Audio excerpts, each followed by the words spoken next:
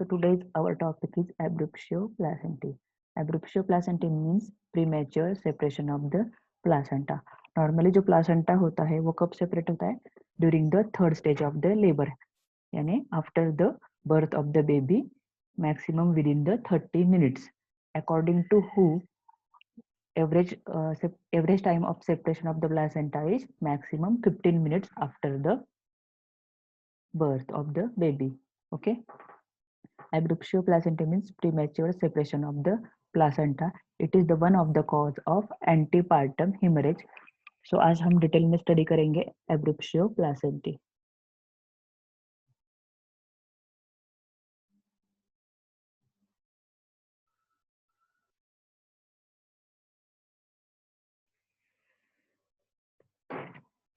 Okay.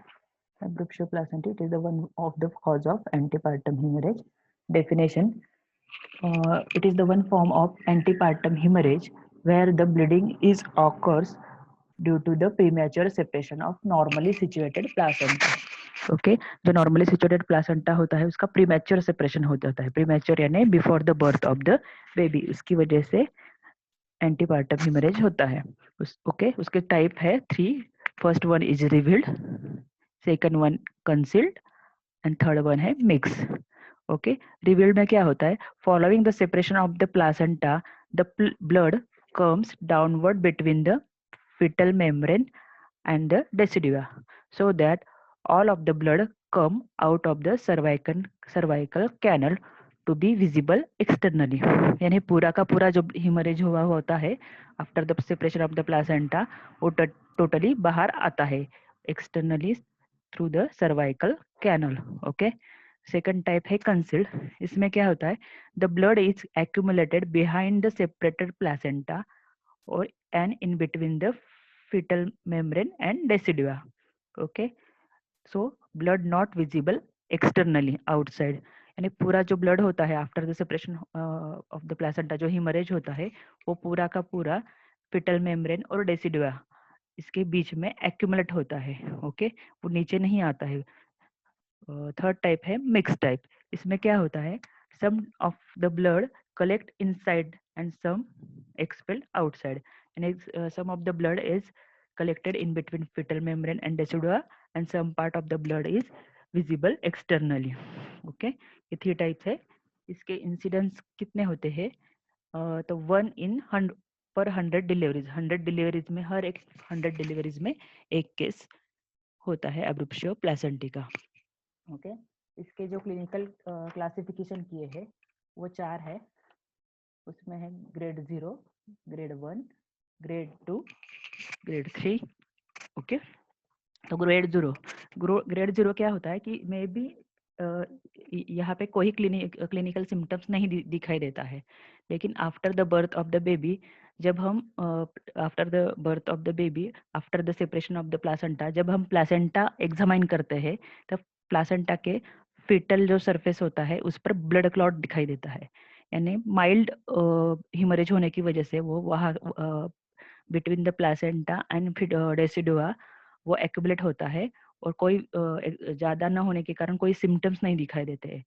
उसी के कारण आफ्टर द डिलीवरी सिर्फ हमको पता चलता है कि एब्रुप्शियो प्लेसेंटा का ये केस है. ग्रेड 1 में क्या होता है कि वजाइनल ब्लीडिंग जो होता है वो स्लाइट होता है. यूटेराइन टेंडरनेस में भी प्रेजेंट होता है या फिर मिनिमम होता है या फिर एब्सेंट ही होता है. यूटेरस जो होता है वो इरिटेबल होता है. हिमरेज ज़्यादा नहीं होता है, इसकी वजह से एफएचएस जो होते हैं वो गुड होते हैं यानी अच्छे होते हैं, नॉर्मल होते हैं. मैटरनल बीपी जो होता है वो अनअफेक्टेड होता है. यानी हिमरेज ज़्यादा नहीं होता है इसलिए बीपी जो होता है वो अनअफेक्टेड होता है. ग्रेड 2 में क्या होता है कि वेजाइनल ब्लीडिंग जो है वो माइल्ड टू मॉडरेट होता है. उसके कारण मैटरनल पल्स जो है वो इंक्रीज हो जाती है. पल्स रेट जो होता है मदर्स का वो बढ़ जाता है. बीपी फिर भी मेंटेन होता है. यूटेराइन टेंडरनेस प्रेजेंट होता है. शॉक एब्सेंट होता है क्योंकि हिमरेज बहुत ज़्यादा नहीं है, थोड़ा सा हिमरेज है, माइल्ड टू मॉडरेट है, इसलिए शॉक जो होता है एब्सेंट होता है. फिटल डिस्ट्रेस हो सकता है या फिटल डेथ भी ऑकर हो सकती है अगर जल्दी ध्यान में नहीं आया तो. ओके और ग्रेड 3 में क्या होता है कि वजाइनल ब्लीडिंग जो होता है वो मॉडरेट टू सीवियर होता है, उसके कारण यूटेराइन टेंडरनेस है वो ज्यादा होता है। शॉक जो होता है वो मदर में शॉक जो होता है प्रेजेंट होता है due to the massive haemorrhage, hypovolaemic shock होता है। और foetal death is ruled out, यानी बहुत बार फिटल डेथ जो है वो दिखाई देती है। ये अकॉर्डिंग टू द सिविरिटी, ये जो 4 टाइप किए गए हैं, ग्रेड 0, ग्रेड 1, ग्रेड 2 और ग्रेड 3। ओके, अब नेक्स्ट एब्डुप्शिया प्लासेंटी की इटियोलॉजी यानी जो ये एब्डुप्शिया प्लासेंटी है उसका प्रिवेलेंस कहाँ ज्यादा दिखाई देता है।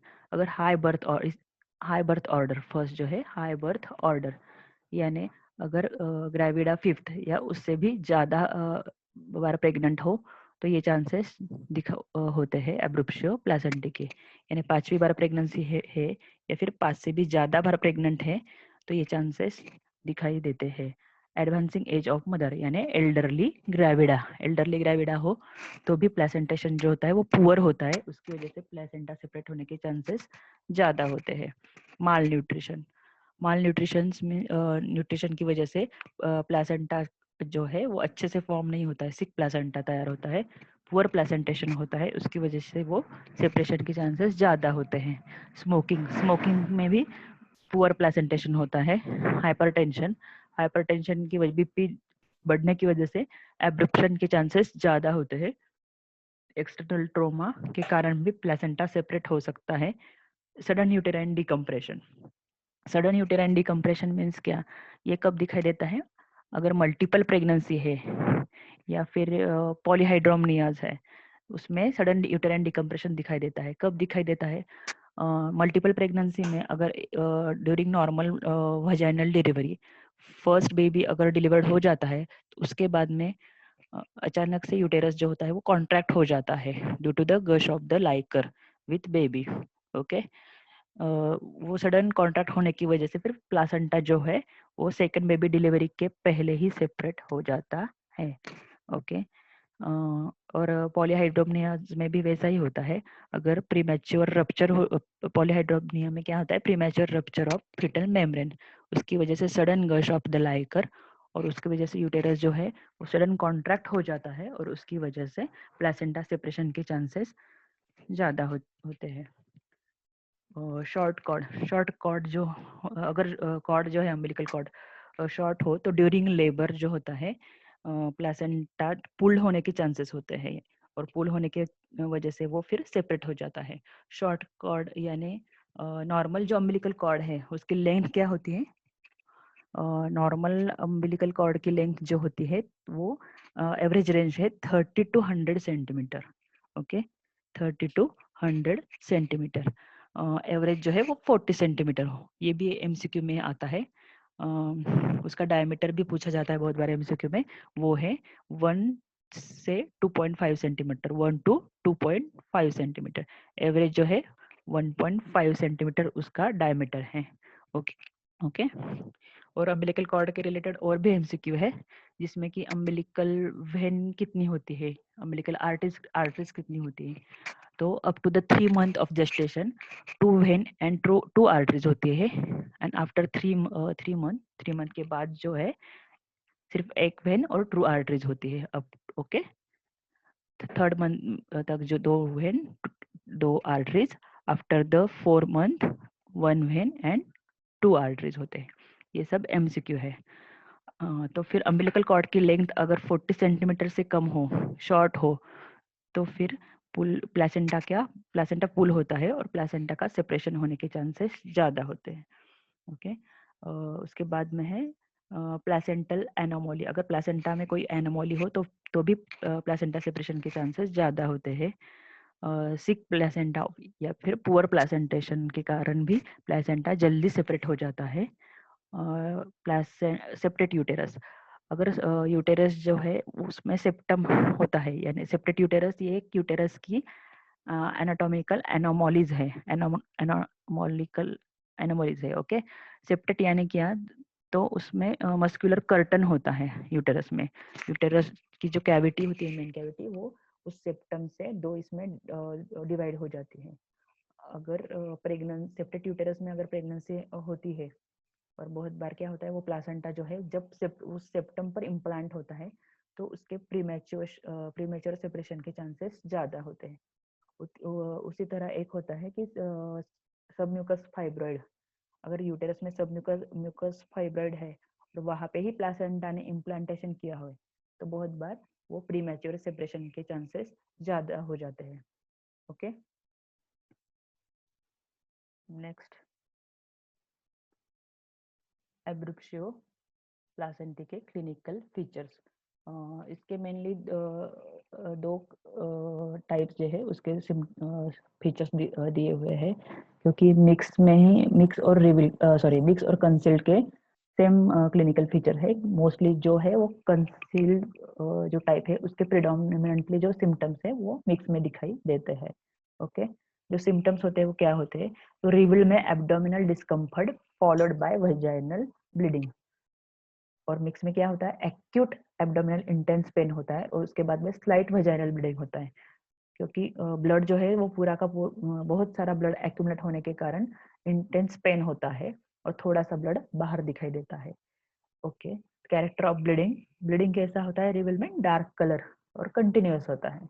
ओके, और मिक्स में ब्लड स्टेन सीरस डिस्चार्ज होता है, वो भी कंटिन्यूअस होता है।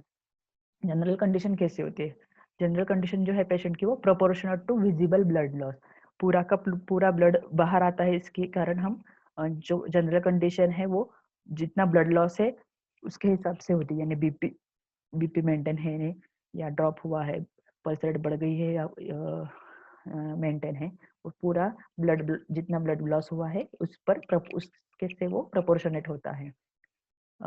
लेकिन मिक्स या कंसील में क्या होता है वो डिस्प्रपोर्शनेट होता है, क्योंकि पूरा ब्लड जो है वो बाहर दिखाई नहीं देता है, बहुत बार अंदर बहुत सारा ब्लीडिंग अंदर एक्यूमुलेट हुआ होता है, उसके कारण वो जनरल कंडीशन है वो बहुत बार डिस्प्रपोर्शनेट होती है। Uterine height, okay, uterine height जो होती है वो रिविल में प्रोपोर्शनेट होती है जेस्टेशनल एज के अनुसार, और मिक्स या कंसील में डिस्प्रपोर्शनेटली एनलार्ज होता है due to accumulation of the blood. Blood जो है वो प्लासेंटा और डेसिडुआ के बीच में एक्यूमुलेट हुआ होता है, उसकी वजह से फिर जो यूटेराइन हाइट है वो ज़्यादा होती है proportionate to gestational compare to gestational age. Okay, uterus का फिल, यूटेरस का फिल कैसे होता है, नॉर्मल नॉर्मल से नॉर्मल फील होता है विथ लोकल टेंडरनेस रिविल में, और मिक्स में टेंस होता है, टेंडर होता है, रिजिड होता है due to accumulation of the blood. Okay, रिविल में फिटल पार्ट जो है वो इजीली आइडेंटिफाई कर सकते हैं, पाल्पेट कर सकते हैं, लेकिन मिक्स और कंसील में वो डिफिकल्ट होता है due to accumulation of the blood. FSS जो है वो रिविल में प्रेजेंट होते हैं, मिक्स में बहुत बार वो एब्सेंट होते हैं, बहुत बार वो ब्लड एक्यूमुलेशन की वजह से सुनाई नहीं देते या फिर ड्रॉप हुए होते हैं, एब्सेंट ही हुए होते हैं सेपरेशन ज़्यादा होने के कारण। ओके, और यूरिन आउटपुट, रिविल में जो है यूरिन आउटपुट जो है वो नॉर्मल होता है, ठीक है, और मिक्स्ड में या फिर कंसील्ड में वो डिमिनिश्ड होता है due to the massive haemorrhage. Next, okay, अब एब्रोप्शियो प्लासेंटा का डिफरेंशियल डायग्नोसिस, हम एब्रोप्शियो प्लासेंटा को डायग्नोस करते समय किन चीजों को और ध्यान में रखना है, किस डिसीज से हम कंपेयर कर सकते हैं, तो जो रिविल टाइप है वो किससे कंफ्यूज होता है, प्लासेंटा प्रीविया से, प्लासेंटा प्रीविया और रिविल एब्रोप्शियो प्लासेंटी जो है वो कंफ्यूज होते हैं, इनमें कंफ्यूजन हो सकता है। और कंसिल टाइप जो है उसमें रप्चर्ड यूटेरस, वो किससे कंपेयर कर सकते हैं, डिफरेंशिएट कर सकते हैं, ruptured uterus, rectus sheath, haematoma, intestinal perforation and volvulus. Abruptio placenta के कॉम्प्लिकेशन, ओके, सो फर्स्ट हम देखेंगे मैटरनल कॉम्प्लिकेशन। मैटरनल कॉम्प्लिकेशन क्या होते हैं एब्रोप्शियो प्लासेंटा के, जो मदर है उसमें हिमरेज दिखाई देता है, एपीएच हम बोलते हैं, हिमरेज होता है, हिमरेज मैसिव होने के कारण पेशेंट बहुत बार शॉक में जा सकता है, और हाइपोवॉल्यूमिया की वजह से ओलिगोयूरिया या फिर अनयूरिया, यूरिन एब्सेंट होती है या फिर कम होती है, पीपीएच, पोस्टमार्टम हेमरेज के चांसेस भी उसमें बढ़ जाते हैं, क्योंकि अटोनिसिटी आ जाती है यूटेरस को। आफ्टर डिलीवरी बहुत बार वो कॉन्ट्रैक्ट नहीं हो पाता है। Puerperal sepsis, sepsis means infection, patient के हैंडलिंग ज़्यादा होती है, इसके कारण फिर प्यूरपेरियल सेप्सिस के चांसेस ज़्यादा होते हैं।